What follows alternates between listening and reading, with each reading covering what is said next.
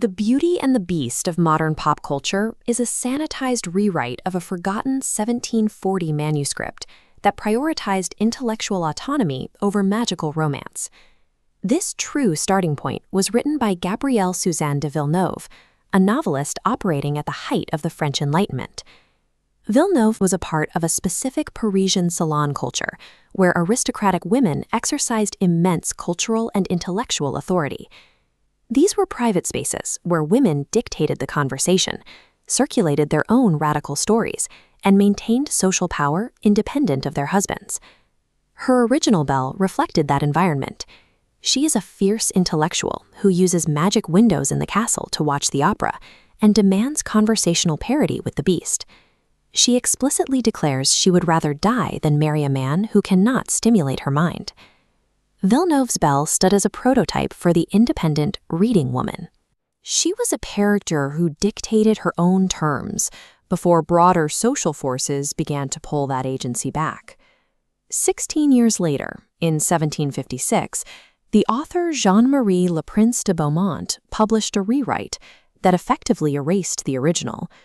In this version, the intellectual Belle is gone. She no longer watches the opera or demands stimulating debate. Instead, she wakes at 4 a.m. to scrub floors and serve her family. Beaumont redesigned the narrative to reward servitude. While Belle's materialistic sisters are punished for seeking status, Belle herself is praised for her humility and willingness to accept a life of household labor. It leaves us with a contradiction. Why would an educated female author voluntarily strip her own heroine of her intellect and power? By 1756, the intellectual climate in France had contracted. A movement of Enlightenment thinkers had begun to pull cultural power away from the public salons and redirect it into the private hearth.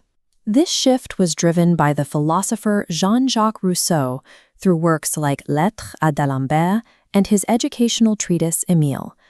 Rousseau argued that men were built for the public sphere, while women were destined for a life of modesty within the home. His philosophy rebranded domestic labor as the ultimate female virtue, making homemaking a moral requirement. Beaumont's 1756 revision functioned as a delivery mechanism for this new domestic ideal.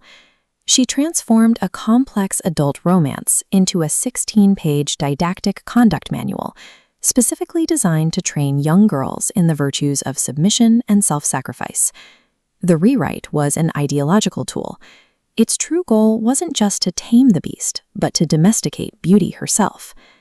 It's easy to view Beaumont as an author who simply gave in to the pressure of her time to sell more books, but her readers were living under the doctrine of couverture. Legally, women had no independent identity. They were absorbed as the property of their fathers, brothers, or husbands. In the 18th century marriage market, being handed over to a cruel, older, or unknown man, a literal beast, was the inescapable norm. Beaumont turned the fairy tale into a covert survival guide, teaching girls how to navigate a legal system that offered them no independent protection. Working within these rigid constraints, Beaumont gave Belle the one power society tried to deny her, the power of active choice. Belle is never forced to marry the Beast. Instead, she uses her education and her time in the castle to evaluate him. She refuses to be a passive victim.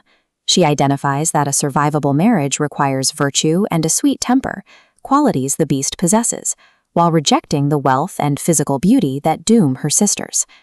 By making the Beast wait for her consent, Beaumont transformed an arranged marriage into a self-determined partnership. She taught generations of girls that even in a world where you are expected to be a quiet wife, your mind and your evaluations are ultimately your own.